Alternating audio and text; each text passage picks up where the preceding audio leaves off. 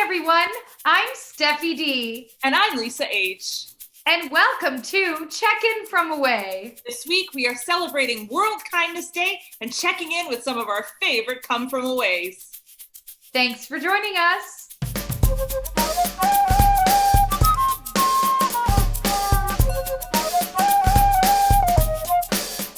Hey, Lisa, guess what? What? It's World Kindness Day on November 13th. And what better way to celebrate World Kindness Day than to speak to people who received ultimate acts of kindness from the Ganderites during 9/11. Also, we should totally talk about Come From Kindness, the initiative that the Come From Way Toronto cast put together. That's right. It was a pretty special thing to be involved with. We raised over $250,000 during our run of Come From Way Toronto. That's a huge number. On top of all of the volunteering that we did and just the different fundraisers and the random acts of kindness that we did all the time. And it was kind of, the whole concept was like, you know, we're talking the talk of the show, so let's walk the walk of the show as well. And it was a pretty special thing to be involved in. I think that our viewers should get involved in some random acts of kindness with us this week. What do you think? Oh my gosh, Lisa, do you think we should have a contest? I think so. Let's do it. How can our fans enter this contest? Okay, so you're going to get us on Twitter, Instagram, or via email. You're going to DM us, send us a message, send us a photo, and share your random act of kindness. And then we're going to take your name and put it into a draw. A draw, Lisa? Are there any prizes? Tons of awesome prizes that are top secret for the moment. Can't wait to hear from you, kind people out there. So good morning. I'm Nick. I'm Diane. We're two characters that are portrayed in the show. Right. And We're the lovebirds. we're the lovebirds. And I got this t-shirt here. Oh, That's one of the lines from the show. That's one of the lines from the show when they go into the screeching. Yeah, to And the Nick, bar. and Nick turns around to the audience and he says, I'm going if Diane's going. Right. I had no intention of ever finding someone or thought of finding someone. That was Neither. the furthest thing from my mind. Neither one of us got on that plane looking for a romantic encounter. That was No. the last thing on our minds. that No, day. and I was middle-aged. I just had a big birthday in August. Oh, this is where I say I'm your toy boy. Yes, you're my toy boy because you're 7 years younger than I am. whoa. I know I don't look it. So don't give up on something just because you think it's not normal or appropriate or whatever. And the next day, a geology teacher took us to Dover Fault, Right. and that's where I took Diane's picture. And I wanted a picture of her because I really didn't think I'd see her ever again, you know. And I wanted a memory to remind me that this really did happen, and it wasn't just a dream or something. I know. That's when I knew he was interested in me and not the scenery because he kept snapping pictures of me. So how did the kindness of the Newfoundlanders change my life? Completely. I went back to England, threw my life up in the air and moved to Texas. Until 2009, we did not talk to any media. No. We did, only a few friends in our families knew the real story of how we met. Yeah, we didn't feel comfortable with what had happened to us in the wake of such disaster. It's called survivor's guilt. Right. And when we went back for our honeymoon on the first anniversary, we were besieged with reporters. In fact, they hung out outside our friend's house for 4 hours waiting for us to come out. And We didn't want wouldn't. to talk to We them. just didn't feel comfortable. It didn't seem appropriate Right. to share our story. The other thing was we didn't feel like we were heroes or stars or anything else. No. Because it was the Newfoundland people who the emphasis and the attention should have been given Yeah. at that point. They were the ones who took us in. We just happened to fall into their community. Yeah, we were taken off life's horrendous things in life and put down in this heavenly island with angels looking after us. And that's Right. exactly what happened. Right. Hi, I'm Beverley Bass. I'm currently in Argyle, Texas, which is where I live. I just knew that I wanted to fly airplanes. And I didn't even know what a glass ceiling was. I had to look that up on Google. I mean, I wasn't trying to be anybody or anything. I just had a dream that I was going to pursue, and I wasn't going to let anything stand in my way. But I think I often speak to, young aviators and everything. And what I say to them is you just have to be respectful, which in turn will generate respect for you. Hey, is that a gay lumberjack mask? Why, yes, it is, because I'm Kevin Kevin Tuerff, the real gay lumberjack and come from away. So I borrowed from the idea from the movie Pay It Forward by Catherine Ryan Hyde. And I said, we're this young fictional boy, he starts a random act of kindness and tells people, this is for you, and I want you to pay it forward by doing 3 other random acts of kindness to strangers. And I loved that movie, and it just stuck in my head, and I thought, let's try this. And so I closed the office at my company each year and gave out $100 bills to employees and had them go do whatever they wanted with it, except keep it in their pocket. One of the things that stuck in my mind to this day was that I think it was the 2nd or 3rd year we were doing it, and I got a voicemail from a man. He said, hello, Kevin, you don't know me. My name is Vincent. I was having a horrible day today. I had a flat tire. And I went to go get it repaired in this East Austin shop. And I went to pay for it. And the cashier said, it's been taken care of. And they said, you should pay it forward because today's the anniversary of 9/11. We said we would never forget. And so this man on the voicemail at my office, it says, I went to pay for it and it was paid for. And it had never occurred to me anyone would do something like this. I want you to know it's very kind. And I want you to know that it changed my life. And his voice cracked up, and I crack up my voice when I think about his voicemail. Wow. I hung up the phone. You know what it cost to change that man's life? $7. I did a TEDx talk about, it's called the Helper's High. When you go do a random act of kindness for somebody, you get this feeling. You guys have done it. You guys did remarkable, Lisa in particular, and the ripple effects that just keeps having.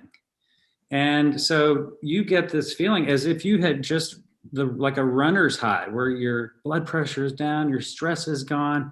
You feel you're just radiating positivity and love and compassion. And so it has changed me. And I've been because of the musical, it's allowed me to do a lot of public speaking where I talk about the ripple effects of compassion that started for me in Gander, Newfoundland. We've been stuck on that plane over a day. And there was another gentleman, British guy. We both wanted a shower. And we were in the Society of United Fishermen in Gambo. And they had a bathroom, but it was just a wash hand basin and a thingy. There's no shower. So I said, where can we get a shower? And she, in this very, very broad Newfoundland accent, she tells me about how to go up the hill and yonder and this and that and the other. And you come to school. And It was a little girl about 13. yeah, she was a young lady about 13. And so she said, I'll take you. Because I always turned around to the guy behind me. I said, did you understand any of that? And she said, I'll take you. And I said, now, you remember Bob and his wallet? Yeah. I said, is there somewhere where I can put my laptop where it'll be safe?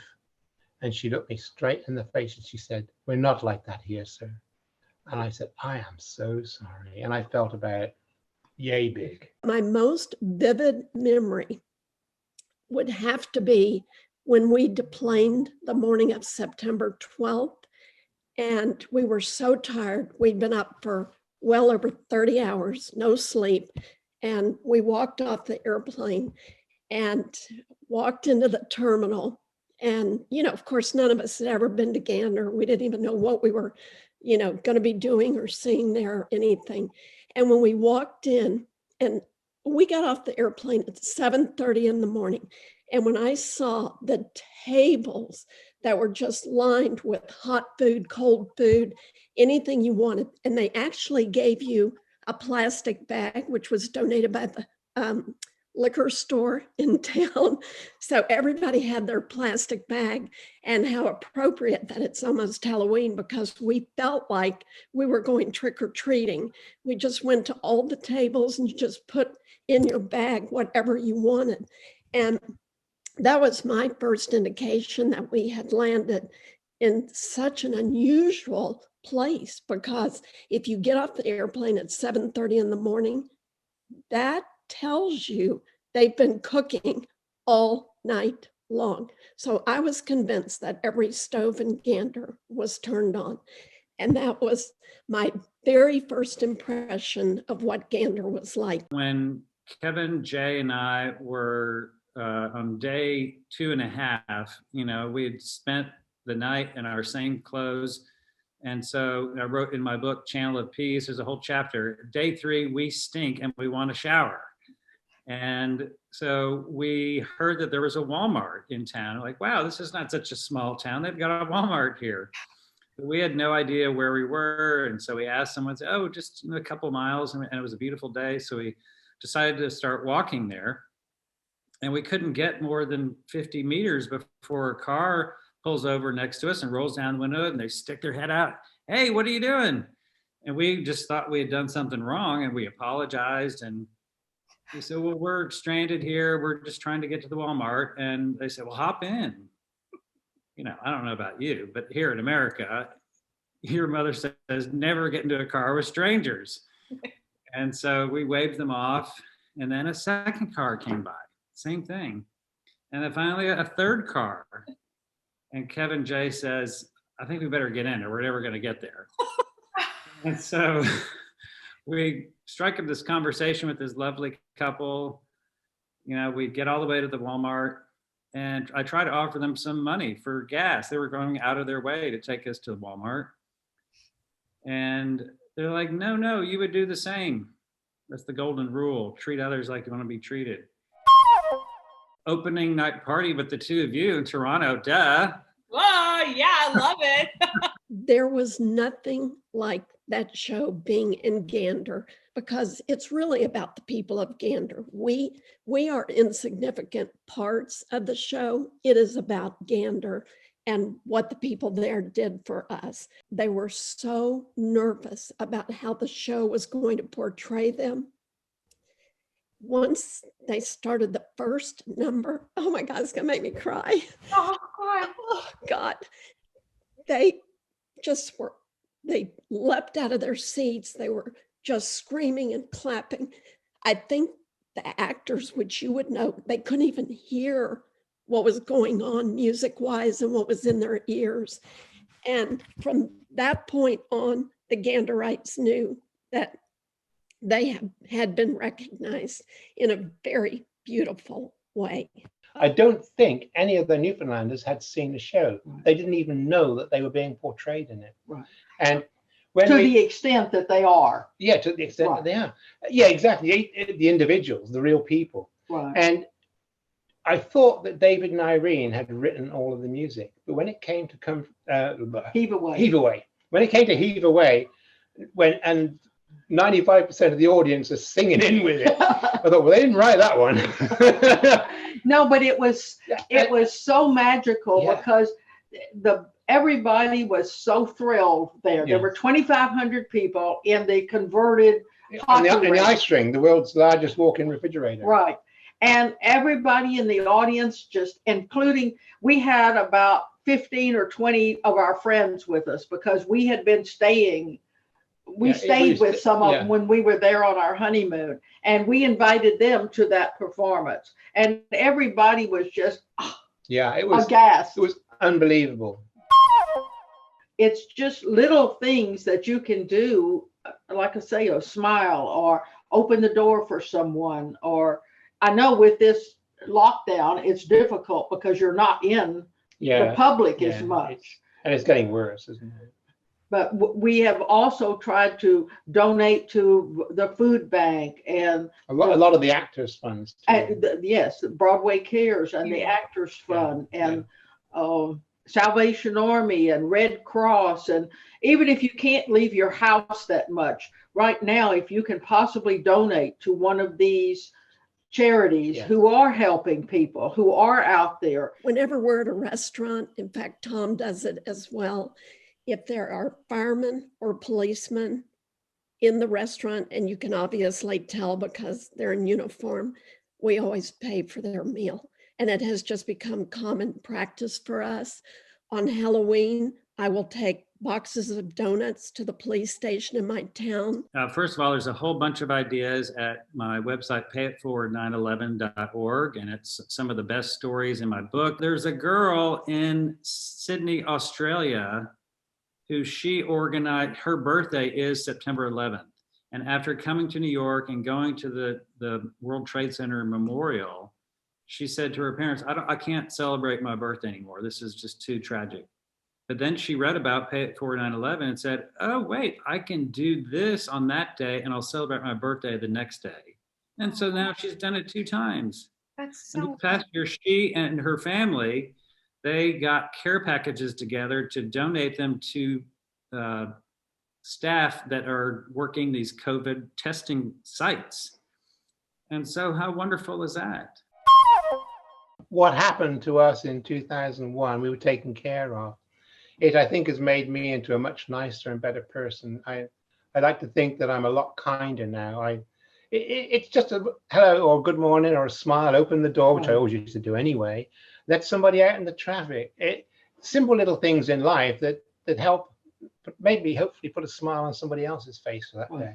When Kevin and I finally returned home to Texas, I wondered, would we do the same? A small town, population 9,000, would they bring in people from 7,000 people from 90 countries and give them food, clothing, shelter, information, and love? And I wasn't sure. And so on the first anniversary of 9/11, I had a company here in Austin. It was an environmental marketing company, not environmental energy. And I wanted to, for example, at the community college where Kevin and I stayed, they had a room with telephones. No one had any connection. No one had international cell phone coverage or anything like that. So we needed to call and talk to our families. And I had a business. I knew everybody was worried about me because they knew I was flying on 9/11. And so of our 170-ish passengers on our Air France plane at the community college, we ran up a $13,000 phone bill. And they refused to take any money. Wow. And they said, you would do the same. Golden rule. I'm like, the hell we would. We would figure out a way to profit from you is what we would do. And anyway, I'm just teasing. But so on that first year, I knew I couldn't, I did make a contribution. We did start a scholarship. It lasted 15 years from our flight alone at that community college. So often my husband and I, if we're questioning something, we will say to each other, well, what would the Ganderites do? And then when you answer that question, you know the answer to your situation. And so it definitely had a tremendous impact on me, and it will for the rest of my life. Thanks for joining us on this week's episode of Check-In From Away. Be kind and see you next time. Cheers! You guys were just showing us there's also been a lot of people around the world that have portrayed the famous lovebirds, Nick and Diane. It's incredible to see all these humans playing you guys. What does that feel like? It's unreal. We're just 2 ordinary people. Right. And I'm making it. Yeah, you're making it glare. So these are the original. Toronto, of course, you know that. Right. Here's a touring cast. Right. Diane's got some now. Okay.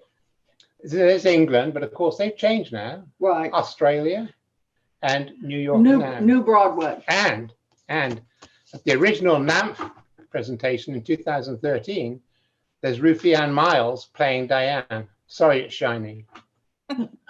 and there's the playwrights in 2013. And look, Molly was less than 3 months old at the time, a little and Molly. now she's 7. There's a young couple's business card. They really do look young there, don't they? Wow, it's very retro.